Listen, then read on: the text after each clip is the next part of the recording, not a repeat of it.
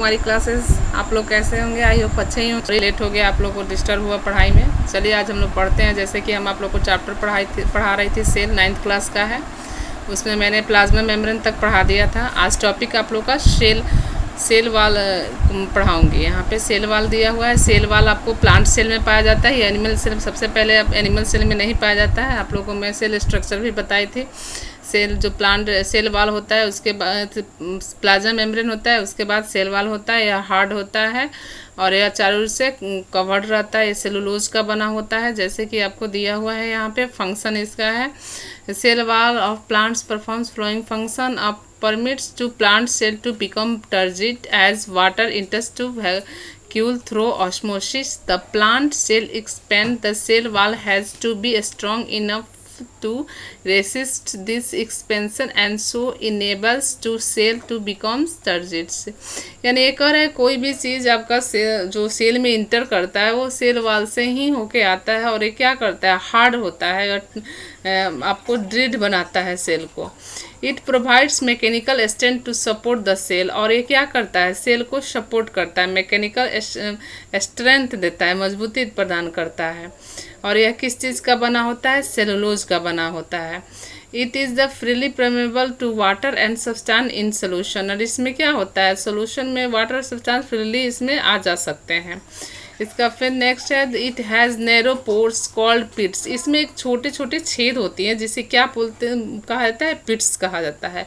Through which fine stents on cytoplasm called plasmodesmata. उसको जो cytoplasm में स्टेंट्स होते हैं उसको प्लाज्मोडेस्माटा कहते हैं। Are the able to pass this intercellular connection allow exchange of materials between the living cell connect the cell wall of adjustment cell are glued together by the middle lamella. ठीक है, यानी ये सारे हमारा function हो गया। Next topic है plasmolysis. What is plasmolysis? तो देखिए हम यहाँ पे पढ़ते हैं आपको definition. When a living plant cells loss water through osmosis, यानी जब लिविंग प्लांट सेल क्या होता है, वाटर का लॉस होता है ऑस्मोसिस के through. There is a shrinkage of contraction of the protoplasm. जब प्रोटोप्लाज्म कॉन्ट्रैक्शन करता है तो उसका क्या होता है, श्रिंक होता है, यानी स्राव होता है away from the cell wall से। This phenomenon is called plasmolysis. उसी क्रिया को हम क्या कहेंगे, प्लाज्मोलाइसिस। यानी सिंपल शब्दों में जब वाटर का लॉस होगा, कॉन्ट्रैक्शन ऑफ प्रोटोप्लाज्म का सिकुड़ाव होगा, वाटर लॉस होगा, उसी क्रिया को हम क्या कहेंगे, प्लाज्मोलाइसिस कहेंगे। प्लाज्मोलाइसिस टर्म आपको आई होप क्लियर हो गया होगा। इसमें कुछ फिगर यहाँ पे दिया हुआ है, प्लाज्मोलाइसिस कैसे हो रहा है यहाँ पे, इसके थ्रू आप देख लेंगे।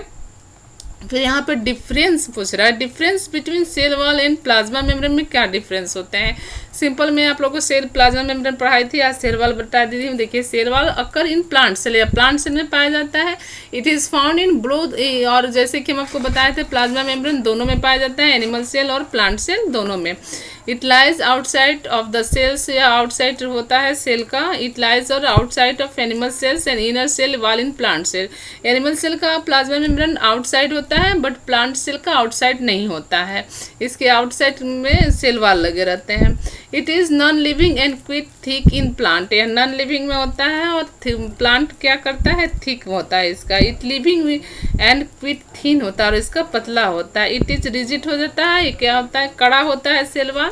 बट प्लाज्मा मेम्ब्रेन क्या होता है, फ्लेक्सिबल होता है, यानी लचीला होता है। इट इज़ जनरली परमेबल होता है और सिलेक्टिवली परमेबल होता है। It forms cellulose, hemicellulose and pectin का बना होता है और सेलुलोज का। बट प्लाज्मा मेम्ब्रेन किस चीज़ का बना होता है, लिपिड और प्रोटीन का बना होता है।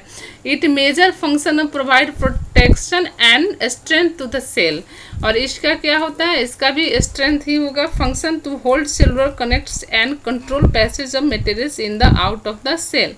आप लोग दोनों के डिफरेंस समझ गए होंगे, एग्जाम आएगा आप इजीली लिख सकते हैं। नेक्स्ट हमारा आएगा न्यूक्लियस। न्यूक्लियस ये कहाँ, नेचर एंड ऑकरेंस क्या होता है। The nucleus is a large centrally located spherical cellular component. It bounded by two regular membranes both forming nuclear envelope. यहाँ पे जैसे कि आप देख रहे हैं सेल हो गया, यहाँ पे क्या न्यूक्लियस, न्यूक्लियस से आपका ये पूरा दिखा रहा है, इसमें न्यूक्लियोलस होगा और ये धागे की तरह जो रचना आपको दिखाई दे रही है इसे क्रोमैटिन कहेंगे। और इसमें एक न्यूक्लियोलस होता है, यहाँ न्यूक्लियर पोर हो जाएगा, इसके अंदर जो लिक्विड चिपचिपा द्रव होता है वो न्यूक्लियोप्लाज्म हो जाएगा, न्यूक्लियर इन्वेलप हो जाएगा। ये हमारा स्ट्रक्चर किसका है, न्यूक्लियर का है। और एक यहाँ पे देखिए आप स्पष्ट हो गया। ऐसे अगर न्यूक्लियस का आएगा फिगर तो आप बना सकते हैं, जो क्या होता है सेल के सेंटर में होता है और प्लांट सेल के साइड में होता है। यहाँ पे आपको और भी दिया हुआ है, माइक्रोस्कोप से आप देख लीजिएगा, कुछ चीज़ें आपको हम यहाँ पे बता रहे हैं।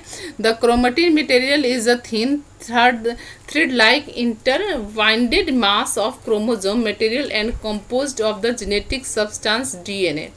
यानी आपका जो क्रोमैटिन मटेरियल होता है उस पर डीएनए पाया जाता है, जिसे हम डीऑक्सीराइबो न्यूक्लिक एसिड कहते हैं, और प्रोटीन्स पाया जाता है। ये डीएनए क्या होता है, हमारा जेनेटिक मटेरियल होता है। ये जीन एक जीन से दूसरे जीन से आता है, जो किस में होता है, क्रोमोसोम पे होता है। अब हमें इसमें डिफरेंस देखेंगे न्यूक्लियस और न्यूक्लियोलस में क्या होता है। न्यूक्लियस में it is represent to whole eukaryotic complex that contains genetic information होगा, और न्यूक्लियोलस में हो जाएगा it is a component of nucleus. यहाँ जैसे है आप लोग डिफरेंट देख लिए ध्यान से। और यहाँ पे हम जैसे बोले थे क्रोमोजोम्स होता है न्यूक्लियस में। तो व्हाट इज क्रोमोजोम्स, तो क्रोमोजोम्स के बारे में देखिए, इसके यहाँ पे फिगर दिया हुआ है। क्रोमोजोम्स ड्यूरिंग सेल डिवीजन के दौरान ऐसी ढंग का क्रोमोजोम एक्स टाइप का दिखता है। Chromosomes are thread like structure, ये धागे की समान रचना होती है, usually present in the nucleus that come visible only during cell division. जो क्या होता है, सेल डिवीजन के टाइम में ही हमको दिखाई देता है, या तो माइटोसिस या म्यूसिस होगा। तो chromosomes contain hereditary information of the cell in form of genes, यानी ये क्या होता है, हेरिडिटरी इंफॉर्मेशन को इसमें रखता है। इस chromosomes is made up of two component से बना होता है। एक होता है डीएनए, जैसे कि हम आपको बताए हैं अभी, और डीएनए और प्रोटीन का बना होता है। आपसे कोई पूछे क्रोमोजोम्स किसके में से बनता होता है, तो डीएनए और प्रोटीन का बना होता है। Most chromosomes, DNA is the most important component of chromosome, it is a materials of genes material, यानी जिसे जेनेटिक मटेरियल कहा जाता है। जेनेटिक मटेरियल क्या हो जाएगा, डीएनए हो जाएगा। जैसे कि DNA most chromosomes consist of two arms. देखिए यहाँ पे आपका दिया हुआ है क्रोमैटिन का बहुत अच्छा आपका यहाँ पे फिगर दिया हुआ है, जैसे कि सेल डिवीजन के दौरान आपको दिखाई देगा क्रोमोजोम्स आर्म्स हो जाएगा, ये प्राइमरी होगा। और देखिए जैसे इसमें सिस्टर क्रोमैटिन 2 बन गया, यहाँ पे क्रोमोजोम फिर सेपरेट हो गया, ठीक है। यहाँ sister chromatids and daughter chromosomes दोनों को दिखाया गया है। थैंक यू, बाय बाय मेरे वीडियो देखने के लिए, और नेक्स्ट वीडियो में आपको तुरंत दूंगी, आप लोग इसको देखिए और अच्छे से लर्न कीजिए। Okay, bye bye, take care.